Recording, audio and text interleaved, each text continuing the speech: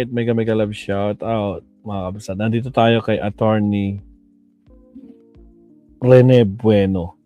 Kahapon pinag-usapan nila yung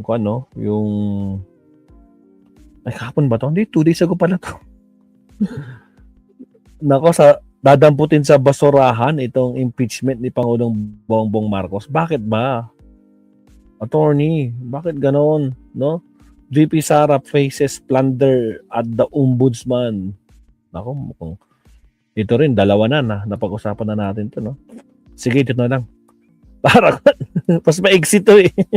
Okay na yung kay Pangulong Bongbong Marcos. Alam natin, no? Game, no? Bring it on. Tingnan natin kung kaya niyong iusad yan. Pero ngayon pa lang, ang dami na nagsasabi, naku po, napakahina. Pero ito pa, kasi mas maiksi to. 38 minutes tong kay Pangulo eh. Dito tayo kay Vice President. Attorney Rene Bueno, pasok. Ay, naka-vertical si attorney. Fast forward. Bilisan natin to para matapos ka agad. So, bilisan natin yung speed.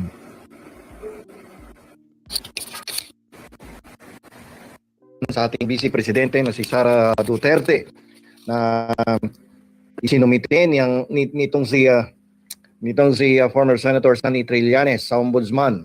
At ang kasong isinampa ay plunder, malversation of public funds at kung di ako nagkakamali, kasama natin yung violation of Republic Act 3019. Yan po ang ating pag-uusapan. Although kanina lamang ay tinapik namin yan doon sa usapang batas.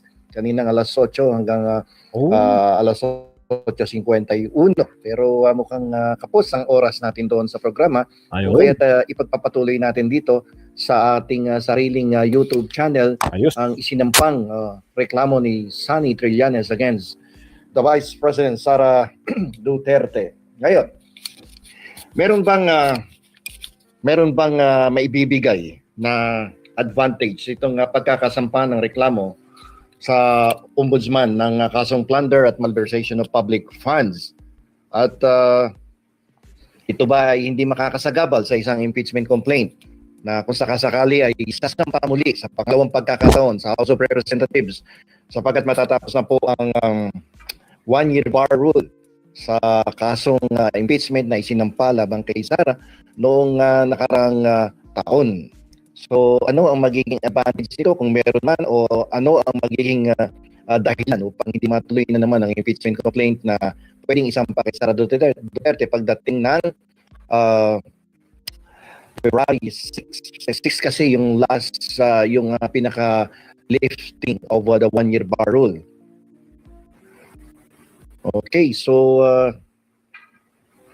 may nagsasabi na itong impeachment complaint laban kay Sara Duterte ay mas magiging malakas sapagkat unang isinampa yung plunder at malversation case doon sa Office of the Ombudsman. Dahil doon ay halos lahat ng ebidensya na may kinalaman din sa impeachment complaint laban kay Sara Duterte ay maisusumitin na doon sa Office of the Ombudsman. So lalabas dito, magiging reference to doon sa reklamong impeachment if ever, no, a second impeachment complaint for this year, no. Ito na yung pangalawa since last year, no, pero ito labas na doon sa one-year bar rule. So ito ba ay makakatulong sapagkat pwedeng maging yung mga ebidensyang ipipresenta sa Office of the Ombudsman regarding plunder and malversation of public funds ay magiging reference doon sa impeachment complaint at mas lalakas ang reklamong impeachment dahil sa formal na pagsumite ng mga reklamo at mga ebidensya at mga testigo doon sa Office of the Ombudsman. Pangalawa, this will work as a political pressure on the part of the members of the House of Representatives dahil kung makikita nila na mayroong basihan, no, at makikita ng taong bayan na mayroong basihan ang reklamo ni Trillanes sa Office of the Ombudsman, ay malaking pressure to sa mga mambabatas na pumirma para umusad ang reklamong impeachment laban kay Sara Duterte.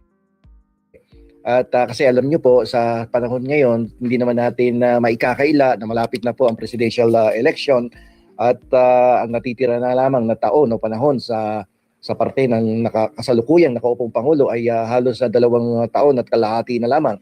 Usually sa politika, ang tawag diyan pag medyo malapit ng matapos ang termino ay nababansagan siyang lame duck, no, president. At dahil diyan yung ibang oportunista na mga politiko ay medyo humihiwalay na, lalong-lalo na kung lalabas na malakas yung susunod na kandidatong kalaban sa politika ng incumbent president. So ang maganda nga dito, para hindi makaapekto sa, singit na natin to, no? Para hindi makaapekto tong mga ganitong sitwasyon sa presidente na mabansagan na lame duck president. Dapat dito siguro mga middle of this year magpalabas na siya ng anunsyo na tungkol sa kung sino ang kanyang dadaling presidente, kandidatong presidente para sa 2028. At pag nalaman ng tao kung sino yung kanyang mamanukin at lumabas na malakas sa survey, doon mawawala yung medyo hindi epekto yung katagang lame duck president, sapagkat pag lumabas sa survey na malakas yung minamanok niyang presidente para sa 2028 elections, ay medyo ma-andap yung mga politiko na medyo umaayaw-ayaw na sa kanya sapagkat patapos na kasi ang kanyang termino.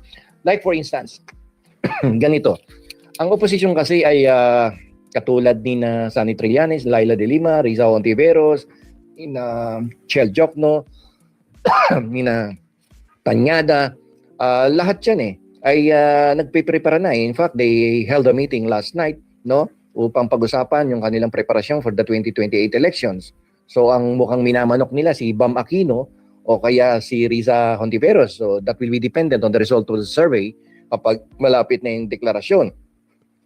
Siguro before end of the year meron nang i-announce yan, no, ng mga kandidato kasi 2027 October or November or between those months, September, October, November, pwede na magsampa kasi ng certificate of candidacy sa COMELEC. So dapat as early as 2020 latter part of 20 o mid part of 2026 dapat maglabas na din ng gustong manukin ng incumbent president para sa papalit sa kanya bilang presidente. Para sa akin dapat ilabas na nga kasi ang opposition ay naglabas na, either Bam or Riza. Ang gusto nga ni Trillanes magkaroon ng tactical alliance between the group of Trillanes, Hontiveros, Tanyada, Aquino, and the administration so that you can beat Sara Duterte. Alam niyo, sa totoo lang, si Duterte kasi from Visaya and Mindanao ang baluarte niyan. So medyo malaki-laki yung baluarte. Although ang Marcos, malakas yan sa Luzon. So may solid north na tinatawag yan. Pero dapat kung ayaw nilang mawala yung impluensya at manalo ang mga Duterte sa susunod na halalan, dapat ngayon pa lamang piniprepara na yung kanilang mamanuking presidente. Sa akin, kung personally, kung pagtitiwala lamang at talagang makasiguro sila na hindi sila i-squilin, alam mo naman ng politika, minsan bigla na lang lalayasan ka ng kakampi mo. Di dali mo na si Irene Marcos. Kasi yung kapatid niyang bunso na yan, napakalakas ng karisma niyan . Pag lumabas sa public yan at dumeklara yan na presidente, definitely maraming makukuhang followers yan. At elegante tingnan, marunong, matalino, at mahusay naman, no? At ang lakas ng karisma . So parang si Bongbong din yan. Actually, mas may advantage pa nga kay Bongbong yan dahil yan minsan hindi na-involved sa politics, sa anumang anomalya. So, yun. So, kasi kung magkakaroon ng labanan between, sa palagay mo, Riza Hontiveros versus Sara Duterte, mas malakas si Sara Duterte. Bam Aquino versus Sara Duterte, malakas pa rin yung Sara Duterte. Alam mo bakit? Ito personal ko lang naman, hindi ko sa inaano yung ibang sasabing mga political analysts. Si Sara Duterte may baluarte. Visayas, Mindanao, ang laki niyan. Kung ilalaban mo si Riza Hontiveros na mahina ang makinarya at wala rin namang baluarting matatawag na kanya talaga na solid, may hirapan. Miski suportado yan ng grupo ni Bam Aquino, ni Trillanes, may hirapan yan. Hindi pa siya ganun kahinog bilang potential or presidentiable.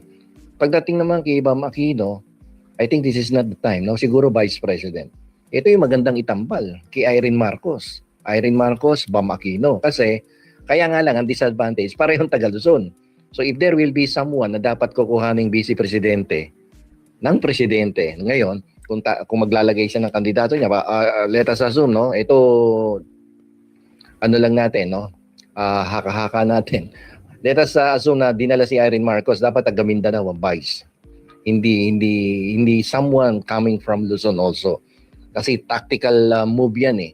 If someone will be running for president tapos galing ka sa Luzon, dapat ang partner mo Mindanao. Di ba? So hindi pwedeng pareho kayong taga Luzon. Paano mangyayari doon sa Mindanao vote, sa Visayas vote? And that is one error committed by the administration during the last senatorial elections. Nitong 2025, pinabayaan yung Mindanao. Dito kumampanya sa Luzon. Ano nangyari? Laglag lang, hindi na straight eh. 6 lang yata yung lumusot, di ba? 6 or 7. So, ang lalakas ng boto na nakuha ng mga kandidato ni Sara Duterte doon sa Mindanao and Visayas. Okay? So, ayun. So, dapat well prepared sila ngayon since nagpe-prepare na yung grupo ni Diliman, Trillanes, Bam Aquino, and Chel Diokno. Although they lack the machinery, pero hindi natin pwedeng i-discount no, yung makukuha ding boto. Pero para mas malakas siguro magkaroon ng tactical alliance between the two. Kaya nga lamang, siyempre, baka hindi pumayag yung grupo sa kabila dahil gusto niyan din, presidente sila. Diba? Okay, may nagsasuggest Torre for president, pero I don't think kung potential. Siguro senador kay General Torre. Okay? So let us proceed. Kung magpapile nga ng impeachment complaint, how it will affect itong plunder and malversation case, how it will affect the impeachment complaint, no, that will be filed by February. So, gaano ka-importante ito? Okay, so dito kasi, sabi ko nga kanina, yung mga ebidensyang ginamit sa plunder and malversation, pwedeng maging reference to dun sa impeachment complaint that will be filed by February. So, masasabi na may sapat na ebidensya talaga pagdating sa impeachment. Dahil dun ipakikita sa ombudsman yung mga ebidensya at pwedeng gawing reference yun ng complainant sa impeachment. Pangalawa, ang pagkakaroon ng kasong pandarambong ay makakaapekto sa desisyon ng mga mambabatas. Bakit? Definitely susuportahan nila yung impeachment. Kasi pag marami ng tao at grupo yung naniniwala na may katotohanan yung reklamo laban kay Sara Duterte, doon sa mga akusasyon ng pandarambong, akusasyon ng paggamit ng confidential funds, di ba? Maraming mga mambabatas ang magsusulong na ipagpatuloy ang proseso ng impeachment. Siyempre, susunod sa agos yan eh. Di ba? Kung naririnig mo na at nakikita mo na ang mga tao ay naniniwala na dahil sa mga ebidensyang ipinakita sa kasong plunder at malversation doon sa Office of the Ombudsman, abay, the members of the House of Representatives will now be put under pressure. Mape-pressure yan na pumirma doon sa impeachment complaint. Dahil alam naman natin, no, the impeachment is a political process, numbers game yan. So, kung wala kang 1/3 votes, hindi magpo-proceed ang impeachment.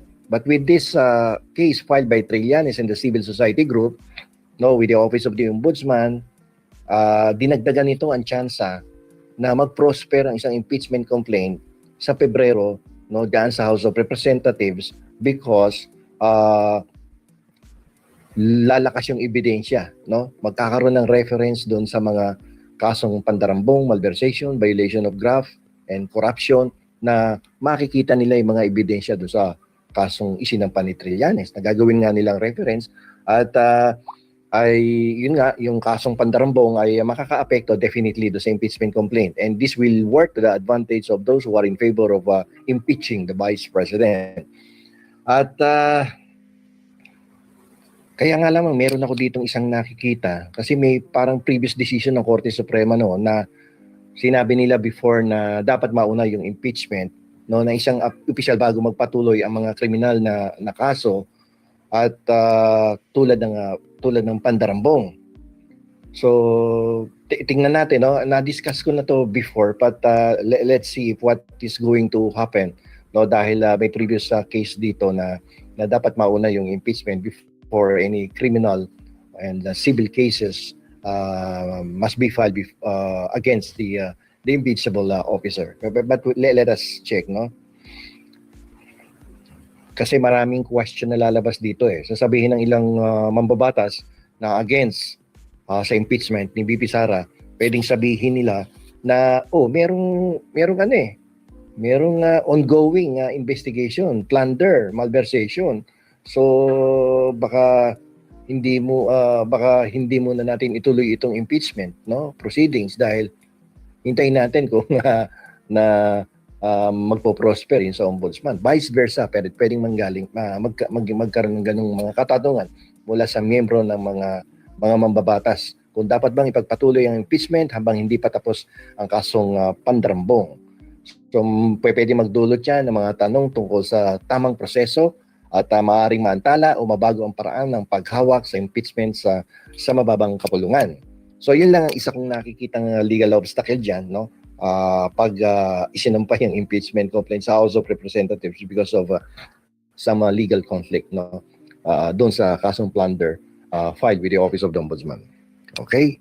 So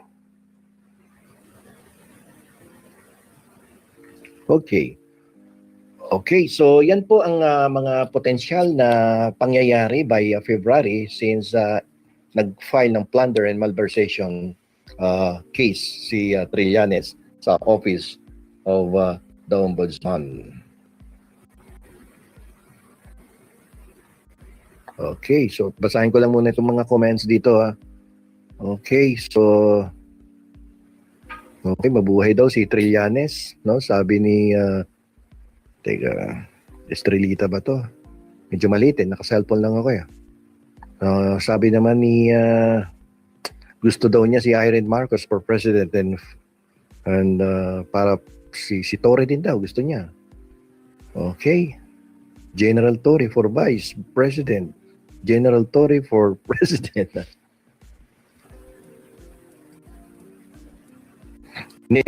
Yung wifi ko sa bahay malakas, no? Pero minsan naglolo ko sa istasyon tama ka.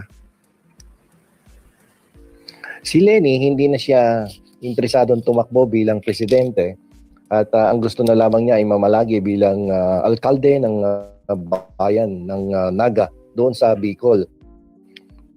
Mukhang nadala yung ale nung nakaraang eleksyon, no. Malaki ang responsibilidad kasi pag leader ka marami kang aasikasuhin, pondo, mga leader sa bawat munisipyo, no, yung mga plano sa kampanya, aalagaan mo lahat yung taong kumakampanya para sa iyo. So buong Pilipinas yan, masyadong malawak ang kampanya siguro. Tapos wala pang asawa si Leni Robredo na siyang aalalay sa kanya, tapos ang anak niya puro babae. So parang para sa kanya mabigat, no, na yung kampanya. Pero kung iuupo mo lang yan na vice presidente, mabibit-bit yan ng presidente, definitely mananalo.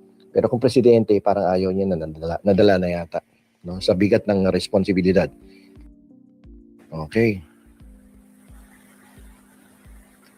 Okay, good evening kay Lina, no, watching from Alberta, Canada. So, mga viewers and followers ko, ay nandito na lang tayo, no, at isiningit ko lang yan at itinuloy ko lang yung aking discussion sa usapang batas kanina tungkol sa possibilities, no, sa February kung ano mangyayari in the event magkaroon ng impeachment complaint since nauna itong plunder at malversation na isinampa ni Trillanes sa Office of the Ombudsman. Pero maya-maya po ay mag-bablog po ako siguro mga 11:30, between 11:30 to 12 o'clock. So nandito na lamang po. Maraming pong salamat sa inyo lahat.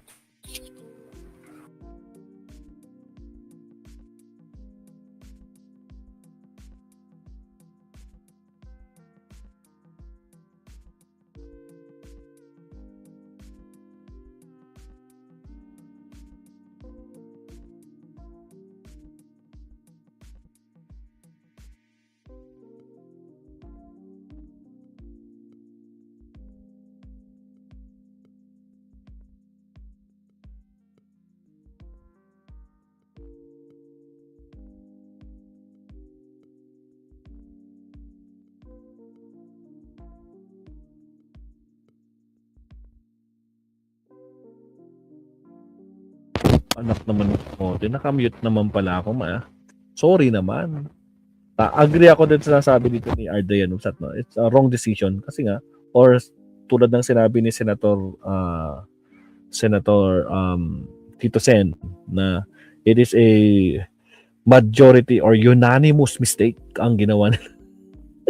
Kaya naka po. Pero anyway, Total 2 weeks na lang mabsat, no? 2 linggo na lang, konting panahon na lang, yung problema nila, problemahin nilang lalo ngayon. Kaya nga double job sila ngayon eh. Talagang doble kayod sila, no? Sa pagpapagawa ng fake news ulit. Pero wala na. Wala na. Na checkmate na talaga to, checkmate na. Hindi na makakagalaw tong mga to, wala na. Tingnan nyo, unti-unti na silang yung mga kaalyado nila, yan na. Lahat ng mga kaalyado nila na laging todo suporta sa mga ginawa ni Lustay, asan sila ngayon? Lahat sila may kaso. 'Di ba? Yung dalawa pasunod na, patay. Ma'am Sir Leonardo, good evening, good morning. It's already 12:01 ng madaling araw. Maraming salamat. Eksakto 2 hours yung live natin. Naka 2 hours na naman tayo again. So medyo busy talaga ako for the past days kasi especially sa school. Tambak kami kasi may ginagawa kaming mga documents para sa accreditation ng department namin. Nagpapa-credit kami sa PASCO.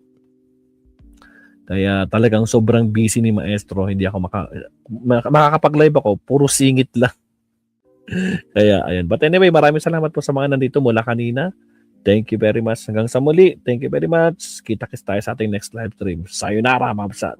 Good night and bye-bye.